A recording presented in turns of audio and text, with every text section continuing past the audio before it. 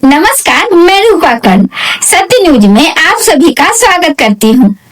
आज की बड़ी खबरों की बात करूँ तो अमित शाह पहुँचे पटना, बनाएंगे एनडीए में जीत की रणनीति। गृह मंत्री अमित शाह पटना पहुंचने के बाद बिहार में एनडीए नेताओं के साथ बैठक कर एनडीए की जीत के लिए बनाएंगे रणनीति। बताती चलूं कि बिहार में पुनः एनडीए की सरकार बने, इसके लिए उम्मीदवारों की जीत सुनिश्चित हो। चुनाव प्रचार के लिए नेताओं और स्टार प्रचारकों की लिस्ट को अंतिम रूप दे दिया गया है।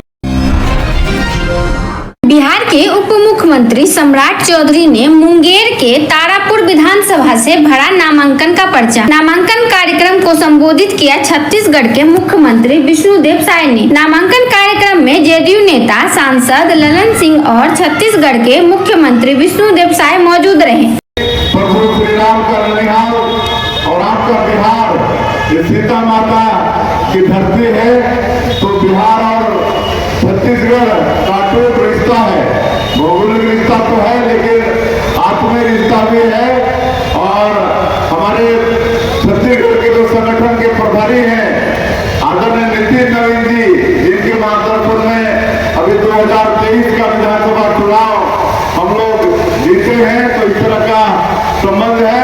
आज आप लोग नामांकन फाइल किए हैं कुमार मनोज जी का, उनको बहुत बहुत शुभकामनाएं हैं। उनकी अग्रिम जीत की बधाई देते हैं। देना पड़ेगा ना, दें उनको बधाई। आप सब लोग जिताएंगे तो आप सब लोगों का आशीर्वाद उनको मिले और डबल इंजन सरकार बनाने की आवश्यकता है, कि डबल इंजन की सरकार में ही विकास होगा। आप सब लोग आदरणीय मोदी जी का भी विकास ANM, GNM, BSc nursing, MSc nursing, PBSc nursing में सत्र 2025-26 के लिए नामांकन प्रारंभ है। स्टूडेंट क्रेडिट कार्ड के द्वारा लोन और छात्रावास की सुविधा भी उपलब्ध है। आज ही संपर्क करें Taluka institute of nursing Surat Madhubani, BLD INS nursing institute of nursing सहित Bhagat Singh colony Madhubani, Parul Pranay institute of nursing Bhagwatipur Madhubani. Mobile number 9576347543 पर संपर्क करें।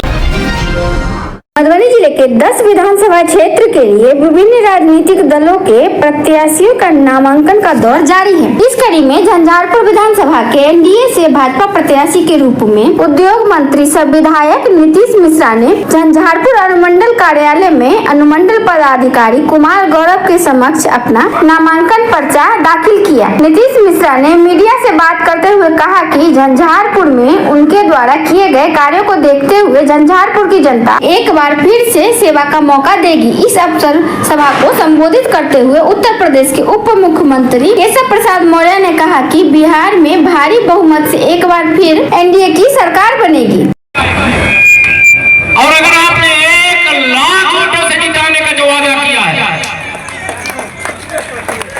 तो मुझको लगता है विपक्षी प्रत्याशी की जमानत भी जब्त होना सुनिश्चित है। और 1 लाख वोटों के अंतर से जिताएंगे तो आदरणीय नीतीश जी से मैं कहूंगा कि सरकार बनने के बाद मैं एक बार फिर यहाँ आना चाहूंगा।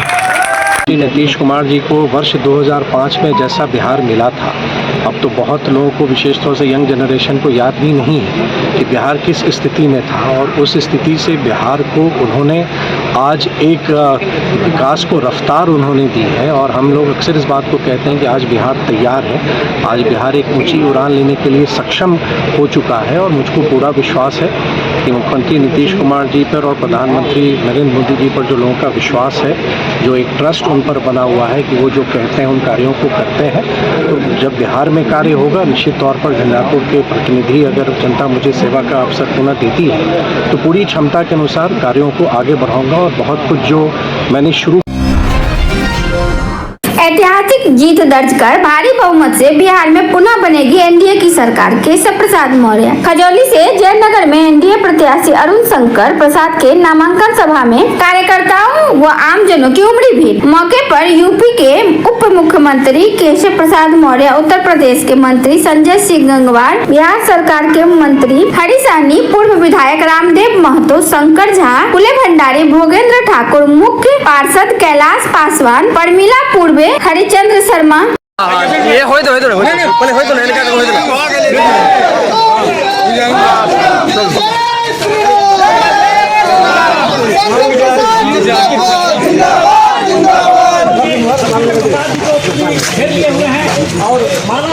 पगला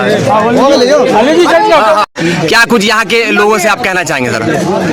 यहाँ के खजौली विधानसभा क्षेत्र की सम्मानित जनता के प्रति आभार प्रकट करता हूँ कि उन्होंने जो मुझे अपना प्यार दिया है, स्नेह दिया है, उसके कारण भारतीय जनता पार्टी ने फिर से मुझे प्रत्याशी बनाया है और मैं इसलिए अपने शीर्ष नेतृत्व आदरणीय प्रधानमंत्री श्री नरेंद्र मोदी, आदरणीय गृह मंत्री श्री अमित शाह जी, आदरणीय राष्ट्रीय अध्यक्ष जेपी नड्डा जी, बिहार के हमारे आदरणीय अध्यक्ष दिलीप जायसवाल जी, सम्राट चौधरी जी, विजय सिन्हा जी, सभी अपने नेतृत्व के प्रति आभार प्रकट करता हूं और उससे भी बढ़कर खजौली की जनता के प्रति आभार प्रकट करता हूं कि आपका विश्वास अगर मेरे साथ नहीं होता, आपका स्नेह और प्यार मेरे साथ नहीं होता तो पार्टी भी मुझ पर विश्वास नहीं करती, लेकिन आज पार्टी ने तब विश्वास किया है जब आपने विश्वास किया।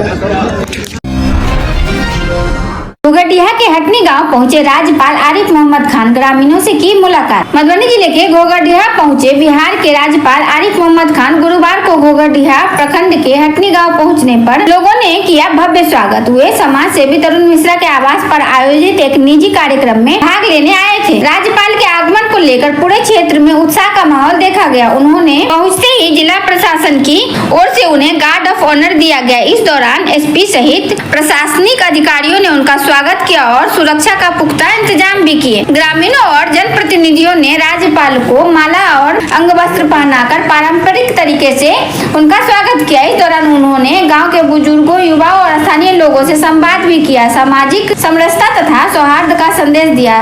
राज्यपाल लगभग 1 घंटे तक गाँव में रुके और आमजनों से मुलाकात करते हुए कहा कि गाँव की आत्मा ही भारत की आत्मा है। कार्यक्रम के दौरान समाज सेवी तरुण मिश्रा ने राज्यपाल के समक्ष कॉलेज की स्थापना की मांग रखी, जिस पर उन्होंने सकारात्मक रुख दिखाते हुए कहा कि राजभवन में आकर मिले ताकि इस विषय पर विस्तार से चर्चा की जा सके। राज्यपाल का यह दौरा क्षेत्रवासियों के लिए न केवल सम्मान का क्षण बना बल्कि गांव में सामाजिक जागरूकता और विकास की नई उम्मीद भी जगा गया।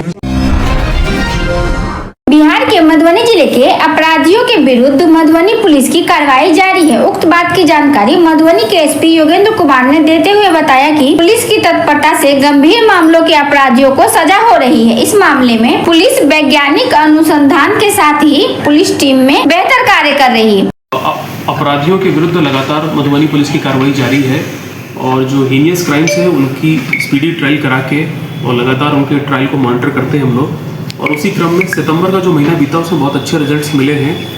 कुल 20 अपराधियों को पुलिस ने सज़ा कराई है ट्रायल को मॉनिटर करके। मैं आपको बताना चाहूँगा कि हत्या के प्रयास में 7 अपराधियों को सज़ा मिली है सितंबर के महीने में। पॉक्सो एक्ट में 2 अपराधियों को सज़ा मिली है, SC/ST एक्ट में 2 अपराधियों को, NDPS एक्ट में 1 को, शराब के करीब मामलों में 4 अपराधियों को सज़ा मिली है और मारपीट और विवाद में टोटल 4 लोगों को सज़ा मिली है। इसका ब्रेकअप मैं यदि आपको बताऊं तो 20 वर्ष की सज़ा एक अपराधी को मिली है एंड ये पॉक्सो एक्ट में इसको 20 साल की सज़ा मिली है। इसके अलावा नारकोटिक्स के केस में नारकोटिक्स और मादक पदार्थों के अवैध व्यापार के आरोप में जयनगर थाना अंतर्गत सुरेश कुमार यादव को 13 वर्ष की एक सज़ा मिली है। एक अपराधी को 5 वर्ष की जो सज़ा मिली है करीब 5 अपराधियों को मिली है, 3 वर्ष की सज़ा 2 अपराधियों को और 1 वर्ष की 7 लोगों को। तो आप लोग देख सकते हैं कि हत्या का प्रयास, POCSO, SC/ST act, NDPS act, शराब के केसेस जो जघन्य अपराध पुलिस मानती है तो उन सभी में तुरंत अनुसंधान करके और वैज्ञानिक तरीके से अनुसंधान करके पुलिस ने पूरा किया और उसके बाद जो ट्रायल है उसको लगातार हम लोगों ने मॉनिटर किया। और इसमें हमारी जो नोडल ऑफिसर हैं प्रोसिक्यूशन सेल की, अभियोजन सेल की DSP हेडक्वार्टर रश्मि और हमारे जो प्रोसिक्यूशन सेल के प्रभारी हैं इंस्पेक्टर असगर इमाम, इन लोगों ने लगातार इसकी मॉनिटरिंग की और इनकी पूरी टीम ने बहुत बेहतरीन तरीके से काम किया। मैं आपको बताऊं पूरे सितंबर के महीने में करीब 1130 लोगों की गवाही कराई गई, 950 वारंट का निष्पादन किया पुलिस ने, 825 समन्स का डिस्पोजल किया, 85 इश्तिहार का तामीला कराया और 40 कुर्की का तमिला कराया। तो आप लोग देख सकते हैं कि करीब 1500 के या 2000 के आसपास ये जितने भी कोर्ट से प्रोसेस आते हैं सबका निष्पादन सितंबर में पुलिस ने कराया। तब जाके ये सजा के मामले में जो उपलब्धि है वो हम लोग को मिली है। मधुबनी जिले के कलवाही थाना क्षेत्र में मधेपुर गांव में गैस एजेंसी के गोदाम से हुई लूटपाट की वारदात में शामिल एक और अपराधी को पुलिस ने गिरफ्तार कर लिया है। उक्त बात की जानकारी एसपी योगेंद्र कुमार ने पत्रकारों को दी है। करीब 1.5 महीने पहले कलवाही थाना अंतर्गत एक लूट की घटना हुई थी और उसमें लगातार पुलिस अनुसंधान कर रही थी। एसटीपीओ सदर 2 के नेतृत्व में एक विशेष टीम गठित थी जिसमें एसएचओ कलवाही, टेक्निकल सेल के मेंबर्स और हमारे अन्य अधिकारी थे। इसमें एक अपराधी को उसके घटना होने के कुछ ही दिन बाद जेल भेजा गया था। इसमें जो दूसरा अपराधी है गुरुदेव यादव, ये खजौली का रहने वाला है, कल इसकी गिरफ्तारी हुई है। पूछताछ में इसने अपना अपराध स्वीकार किया है। इसके पास से एक देसी कट्टा, एक देसी गोली, 2 मोबाइल फोन्स बरामद हुए हैं। पूछताछ में इसने बताया कि यही हथियार और यही मोटरसाइकिल और मोबाइल लेकर के जो 1.5 महीने पहले लूट की घटना हुई थी उसमें करने ये गया था। हम लोग की पूछताछ में एक चीज़ और पता चली है कि आज से करीब 1 महीना पहले पंडौल थाना अंतर्गत एक लूट की घटना हुई थी। उसमें मेल लाइनर का काम यही कर रहा था। उस प्रकार से आप देख सकते हैं कि ये जो आदमी है ये बहुत ही कुख्यात अपराधी है और ये अन्य लोगों के साथ मिलके पहले भी पूर्व में कई सारी घटनाएं कर चुका है। तो इसकी गिरफ्तारी बड़ी उपलब्धि है। इसकी गिरफ्तारी से और जिस प्रकार की घटनाएं हो सकती थी वो रुकेंगी और इसके पूरे गैंग को हम लोग ने आइडेंटिफाई कर लिया है और बहुत जल्द सबकी गिरफ्तारी होगी। पूरी टीम ने बहुत अच्छा काम किया है। मैं सबको अपने तरफ से पुरस्कृत करता हूं।